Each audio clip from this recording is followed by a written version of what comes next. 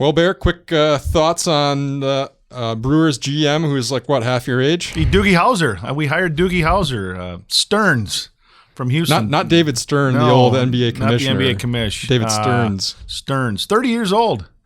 Good luck. Good luck with that. I won't even say the word. Can't say it on live TV, but good luck with that undertaking. You don't like it? Or more power to him if he can get that organization turned around. I just don't think he can. It's going to take time. Let's put it that way. Well, and I think that's what I kind of like about it. He comes from the Astros, where they've done their work over the last few years, and now they've got a whole bunch of young. But they did it through guys. their farm system, right? Well, that's what he's going to be tasked with doing. He's going to have to do that, and that's why.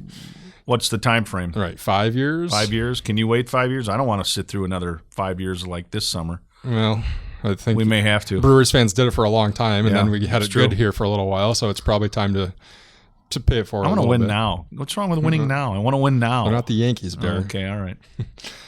Maybe just a little more on the Brewers, but also it's fall, so it's all football.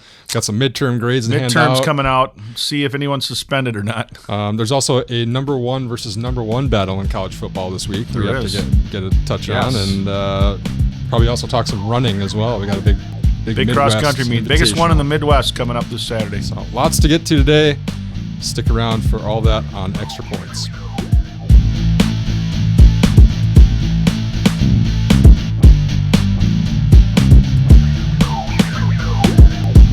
Bear, have you been training for the Midwest Invitational? I have. Are you ready to run this course? I've logged a lot of miles in the last couple of weeks. Well, it's in a car, but it's different. It's a great event. You're not going to be running the media challenge? I will not be running the adult portion of the Midwest Cross Country Invitational, no. This is John Barry, not a runner. I could probably do it. I don't know where I would finish. You just did the Chili Mania runs. Yeah. That's kind of a play on words, huh? The Chili Mania runs. Okay, all right. Well, let's get beyond that. All right, let's. I'm Eric Schmoldt on the sports editor of the Gazette. This is our weekly sports show, Extra Points, and we're going to tackle all kinds of things today. But, yeah, the Midwest, every year, I think it's kind of the last Saturday in September. It seems like that's about where it is. And you get 30-plus teams that come in. Pretty wild scene down there if you're down there for the start of these varsity or even the JV races, just to see all the runners start. It's just a different scene than you're going to see at pretty much any other sport. It is, and you know when you're at a cross country meet and there's a DJ that it's a big event, and there's a DJ there. But no, this is the 78th annual Midwest Cross Country Invitational at Blackhawk. They're expecting over 40 teams on the boys and girls side again this year, and Brian and Jessica Lawton, Janesville Craig's co-head coaches, husband and wife, do a phenomenal job. And like you said, it gets bigger and better every year. And there's teams that are trying to get into it that aren't in. It's like a waiting list, kind of like Packer season tickets. There's teams and programs that want to get into the Midwest meet. That's how big it is. What can you tell us a little about the time schedule? Do we know? I believe as of right now, I believe that the girls' varsity race, 5,000 meter race, is at 10:30. The boys' race, also 5,000 meters, which is the second year they'll be doing that, will start somewhere around 11:20, something like that, because they need a little bit more time because you've added 1,000 meters to the girls' side of it, so there's more time needed. But I think the first race is, I want to say the girls' JV race starts at 9. Followed by the boys' JV race, and then they go to varsity, and then there's the middle school after that. So it's an all-day thing. They'll start setting up bright and early on Saturday morning, and there's food, there's a DJ. The weather's supposed to be perfect. So what a great day! It's a great event for the city. Yeah, I would encourage people to get out. You think, it's just people running a race, but it is something different that you're just not going to see. No, it's tent city. It's tent city with all the tents set up with each school, and you don't have to be down there for the whole day if you got 30 minutes to stop down and check it out. It's just kind of a different thing that you're not going to see the rest of the year here. Right. So get down there and check that out. Of course, Friday night, plenty of high school football, and let's go quickly through the conferences and just give out some midterm grades for our area teams, and we should start probably right here in town. The Big 8, we've talked about before. It's been pretty crazy and wide open. Obviously, you have Middleton up there on top, and I would think that they're the favorite. And getting better. Wouldn't be surprised if they ran the table. Yep. But after that, it's been pretty exciting and pretty wild every week. And now we've got Janesville Parker tied for third in the Big Eight, and got a big chance up against a 4-1 La Follette team this Friday night. Yep, I would agree. And I would say if I had to give the Vikings a grade, I would probably go with a B-. They're 4 points away from being a straight A student, but that's here nor there. They're 3-2 and trending, I would say, closer to a B, just because they played well the last 3 weeks, and a huge game for them on Friday night with La Follette. They win, they're tied for second. I was going to give them just a straight B myself. Okay. So I like their defense a lot. They obviously they had some help from the rain, but keep East down, and they really haven't allowed anybody to score a crazy amount of points on them. Nope. So that means you're going to be in every game. Mr. Vance has got a little talent too. I guess I never double checked, but I had him for over 300 yards. I don't know what they 303, I think, was the official. They stuck with that. He's now the leader in the Big Eight with 11 touchdowns on the year, and he's very close to Amadou Daff for rushing. I think he's 50 yards behind him now after 5 games. They're both over 800 through 5 games. Yes, they are. Pretty impressive. Yep. And we'll see if they can keep it going. I like the fact that they're at home this Friday again too. It's I like their chances. I did too, because La Follette, I think the conditions really favored them last week in the rain. Craig's run defense has been pretty porous all season, whereas Parker's has been really good. Has been really good, and La Follette's not going to do anything tricky. They're just going to come after you and try to play straight up smash mouth, and I think the Vikes like that, and I think it plays into their favor. And I like Parker Friday. Just got to make sure they stay healthy. Yep. It's another week where they lost Darren Emperor. Yep. And I don't know the extent of his injury. Not talked to Coach but, Krieger yet. No. But he left the game in the second half with what appeared to be some sort of leg injury, and you just hope, these are playmakers. Right. Sandy Toyer's already out. Other guys have been dinged up, but I think they've avoided major injuries outside of Sandy. Yeah. But that'll probably be the key to keeping that grade up there for the rest of the year. Yep. How about for Craig on the other side? Started 2-0, and a lot of close games, and then this week they lose to La Follette in the rain. But I don't know. I'm thinking probably like a C. I'm thinking a C+, trending toward a C, just because they've got to find a way to get out of this funk, and they've got to find a way to tackle. And I talked to Ben this morning, and he said, you watch it on film, and we're there to make plays. Guys are where they're supposed to be, but we're not wrapping up. And he was really disturbed last week with La Follette. He said we were there on so many plays to make a stand and get off the field defensively, and the Follette guy just ran us over. And he was very, very upset about that, because he said in week 5, the correctable mistakes should have been corrected, and they're not. And he said we're still making the same mistakes. And he said we've got a chance to run the table and still be a good team and finish 6-3. But he said if we don't correct things and don't start tackling better, we could lose all 4. But right now, I would say that C is a byproduct of giving an F in the finishing category. Yes, because exactly. The couple of games there, they could have finished them off, and they didn't. Yep. Could be 4-1 fairly easily, finishing plays. Yep. If they correct that, they can turn this thing around. I agree. Yep. Where do you want to go next? Milton? Let's go the Red Hawks. Yep. I don't think they haven't showed the flashiness that you would have in like an A+ student, but they're certainly getting the job done every week. Even when they fall behind, their defense plays well, and I'd give them a B+. I would concur. I would go with B+ and trending toward an A-, just because they're the defending Badger South champions, and they're in that same position. They're 3-0. Talked to Coach O'Leary this morning. They got a chance to go to 4-0, and Stoughton coming in this weekend, and Stoughton right now is having trouble scoring, and that plays right into Melton's hands, because that defense is kind of what they predicated themselves on. So, I look for the Red Hawks to go 4-0 in the Badger South and maintain that lead, and big games coming up with Oregon and Monona Grove. Yeah, they've kind of gotten some of the cupcake teams out of the way. Yep, they have. Non-conference, especially with Baraboo and Portage, who are not real strong. Now we get to see where they stand here or down the stretch run. In the Rock Valley, let's start in the north. Okay. I think the class so far is Evansville-Albany.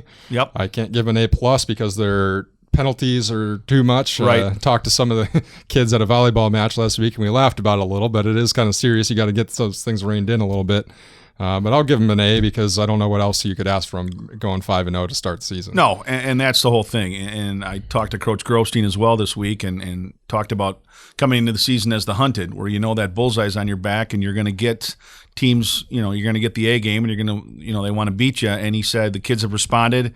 He credits a lot of the off-season work and the the amount of time they put in the off-season, especially in the weight room. And talking to Mike Gregory, the Edgerton coach who plays them this week, he said Evansville-Albany is as big a high school team as the Rock Valley's had as far as size and strength. And he said that's his number one concern is matching up their physicality. And he's not sure that the Crimson Tide can do that. And I think as as Evansville-Albany moves on, that's going to be the one thing is their size and like Coach Grobstein said, hopefully their conditioning can just wear some opponents down. As you said, playing Edgerton this week, kind of a roller coaster season for them. Yeah. I mean, if Mike's got everybody on the field, I would say a B-. If guys are hurt or not available, then you're probably looking at a C+. But again, they're even with a loss this week, they're still in good position to make a playoff run. I think they only need to win one more to be eligible. Right. Yep. You get to 3 in the Rock Valley and you're eligible because you could finish 3-3. So they're right there. They're right there. Yep. Whitewater, I don't know what to do. I think I'm going to give them an I for an incomplete. Yes. They're in their first year under a new head coach. We've seen some glimpses where they have some talent, they have some players there, but then they'll get blown out, and you just kind of don't really know what to expect right now. And I would agree. And it's hard for me, and it's probably for you too, it's hard for me to grade a team that I haven't seen play because I don't, like you talked about, I don't know the effort they're putting forth. I don't know all the obstacles they're facing. I don't know a lot of things about them. But, I think Whitewater, you and I both, in talking to area coaches, they were high in their athleticism. I think they felt like the Whippets could come in and be competitive, and really haven't seen that yet. And, again, I don't know enough of what's going on, but I would be okay with an incomplete grade, and if I had to give them a grade, I'd probably, D+, I guess, something like that. Yeah, I think just incomplete. Maybe we'll get a chance to get out and see him, or down the stretch here, and especially once the crossovers hit, we'll get another sense for where they stand. Yeah. Maybe with some of the other teams that are in the South. So down there in the South, kind of some weird the way it's all set up because you have Broadhead, Judah, and Clinton at the top. They didn't have success in the non-conference season, but here they are 3-0 going up against each other this Friday in a really big game. And a huge game. And, I think if I look at Bigfoot, Broadhead, Judah, and Clinton, I think I'd give them all a B.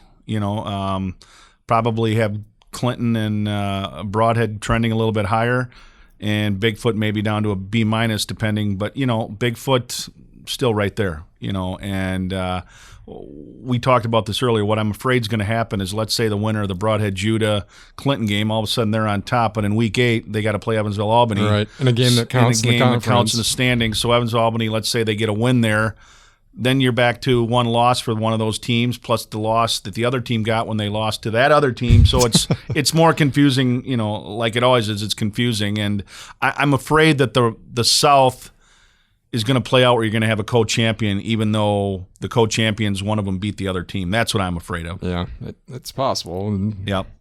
That's the way they agreed to do it this year, so Yep. You can't really complain about it. Yep. It's mostly you're trying to get teams in the playoffs, so Yep. I think they're more worried about that than sharing conference titles or anything like that. Mm-hmm. Turner, Parkview. Well, Parkview I'll put on the scale as a when you look week in and week out what they're up against as far as numbers and enrollment, it's hard for me to knock the Vikings. It's kind of like you would be giving a second grader a midterm grade if they were up against fourth graders. Exactly. And for me, Parkview gets this. I'll give them a C-. They won a game that snapped a 3-year losing streak, and you know what? If that makes their season, then so be it, and good for them, because I know that majority of time they're playing a school twice their size. Yeah, and we'll see. And Turner, I think Turner's a team that we felt would be better, and they are better. And they lost a tough game on a sloppy track last week to Clinton, a game that they led in the fourth quarter.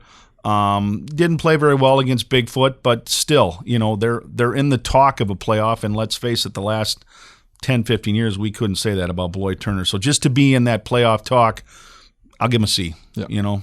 C+. C+. Okay. Toss a plus. All right. What do you like? Evansville, Albany, I think would have to be the favorite against Edgerton this week, although it'll be a rivalry match, so you kind of never know. And again, where's Edgerton at health-wise? Is Micah Rudd going to play? Can Micah Rudd play? Does he get any of his offensive linemen back?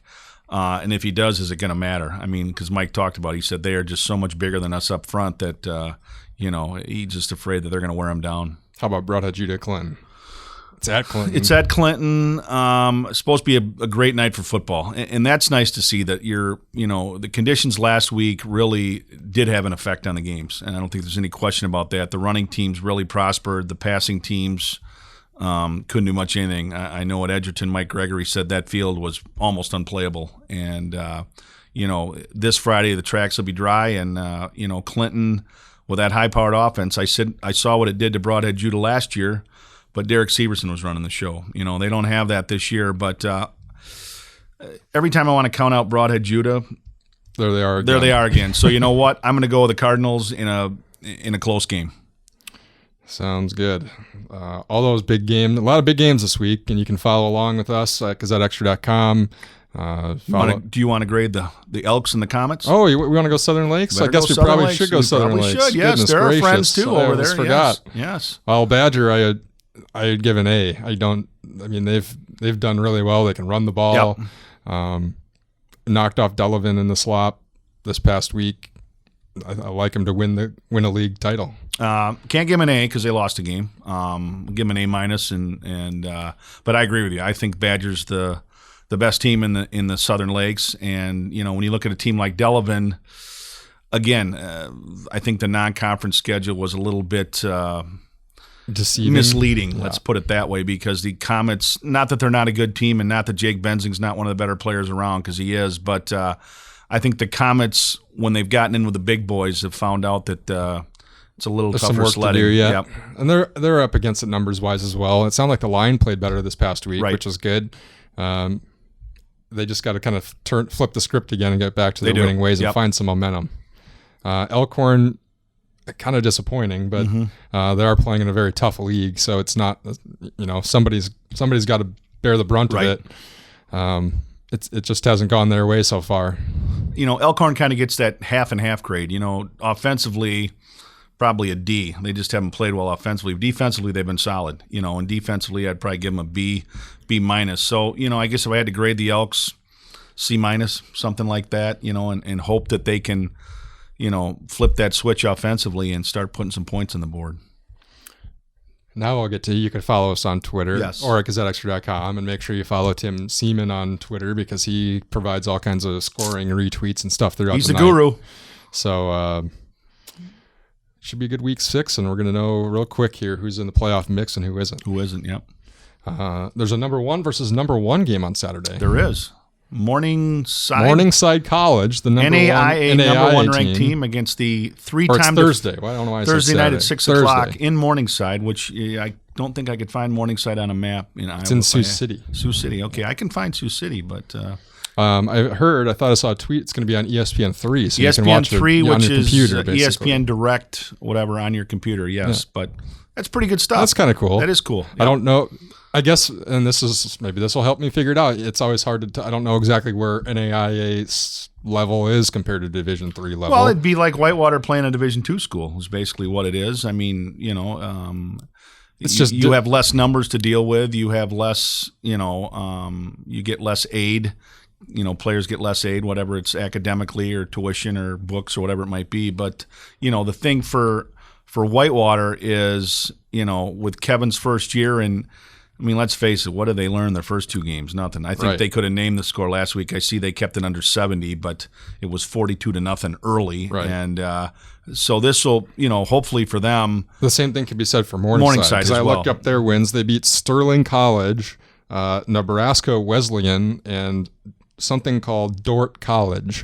Well, Sterling was a sterling win for Morningside. Right, those were all blowouts. Those were blowouts, yeah. So I don't know what we know about either team. But I got to believe Whitewater still will handle them, just because there is a pretty big discrepancy between the 2 divisions. I mean, I don't think there's any question about that. But, a goal of an NAI school NAIA school is to eventually get to the D3 level, just like, when the subdivision schools, who beat Michigan that year? Appalachian State? Yeah, it's something like that. That's kind of like what this is about. You've got, the little brother kind of playing with his big brother, and I would think the Warhawks would handle him.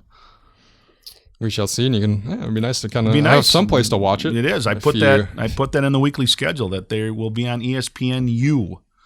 Is it U or just 3? Or ESPN 3, I'm sorry, which links 3. onto, I think it's ESPN Direct or something like that. You can only watch it on the computer. Right. So don't go looking for it on the TV. Don't call us and ask what channel it's on. How come the Warhawks aren't on TV? They're on the computer. They're on a computer, yes. And if you have ESPN as part of your cable subscription or whatever, then you can get them. Just go to ESPN.com on your computer, and they will direct you to the site. Badgers against Hawaii, a night game. I'm intrigued about that. Can you imagine those students by kickoff? Good I'm going to find out. I'm going to go, I think. Wow. So well, have fun. They can have all that fun. They did not play well. I did not think they played well against Troy at all. I didn't think so either, but you're missing a whole bunch. You're missing Corey Clement. So what do you know? I would have. If I'd have been at the game, I would have thanked whoever pulled the fire alarm, because that would have been a good reason to get the heck out of there, because they were not playing well.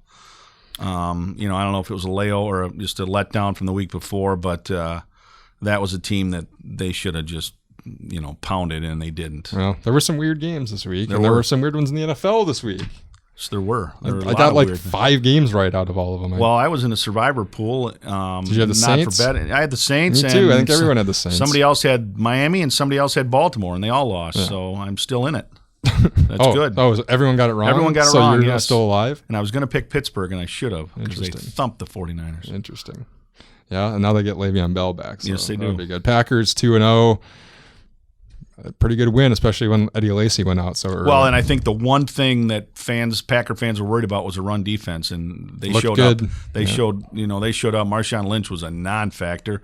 Russell Wilson got his yards when he scrambles, but he's going to do that against a lot of teams. And Devontae Adams, I haven't heard if if he came back in and played. Yeah, so I would assume he's okay. And maybe, just maybe, us Wisconsin fans, maybe they'll bring up Abadaris off the practice squad and let him play. What are you going to bring all your rowdy friends over on Monday night? I am. When the Chiefs come in and Jamal Charles comes into town, and another great running back, and if the defense plays as well as they did last week, with number 12 behind center, I'll take Aaron Rodgers over Alex Smith any day. Oh, you're really going out on that limb. I'm going on a limb on that one, yes.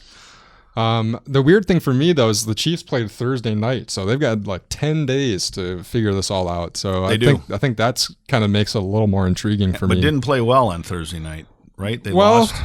They should have beat the Broncos. Yeah, that's true. They should have beat the Broncos, and Peyton they fumbled. They just on their own 20-yard line. Choked it away at the end. Why didn't they take a knee and just get the game into overtime? You're playing at home. I'd kind of like my chances at home in overtime. Because it's Andy Reid, I think. That's true. Well, it blew up in his face, so. It's not the first time, won't be the last. No. I mean, you got to like the Packers at home, but you never know. It's a primetime game. It's primetime. And the Chiefs have had some time. I like that guy, Gruden. That guy's a playmaker. Who's going to be the Gruden grinder? Well, probably Rodgers. Everyone loves Rodgers. No, he's got to be like a grinder, though. He doesn't pick like... Collinsworth loves Rodgers. Aikman loves Rodgers. I mean, it's hard not to. Rodgers is good. It's going to be somebody weird. It is. It's going to be like B.J. Raji or something. John Kuhn. Could be Kuhn. That would be good. I think if the Packers win that game, though, I like them to go like 6-0 until they get that Broncos game on the road. Okay. Well, we'll see. They're still there. I mean, it's, the rest of that division is not any good, so... What else? What do we miss? Just the Brewers, new GM. We talked about that, and time will tell. I mean, I hope he can do his magic, but Doug Melvin's time was up, and it's too bad they're even keeping him on as an associate. Well, I think it's good for a young guy to have a guy like that around that's been around. Yeah, but sometimes I'd like the young guy just come in and clean house and do what he wants. I mean, how much is Melvin going to be, pulling at his coattails and saying, well, I think you should do this, or, well, he's going to do – I mean, just let him do what he wants. I don't know if that's the case. Well, or if it's more of just an honorary thanks for your service. would be gone. I mean, Scooter Jeanette. I mean, there's so many things that have to be fixed. You like Craig Counsell sticking around as the... Yeah, I mean, he's not the problem. I mean, it's, Chris Davis can't throw. Scooter Jeanette can't hit. I mean, there's Ryan Braun can't stay healthy. I mean, who's going to play third? He only got a third baseman.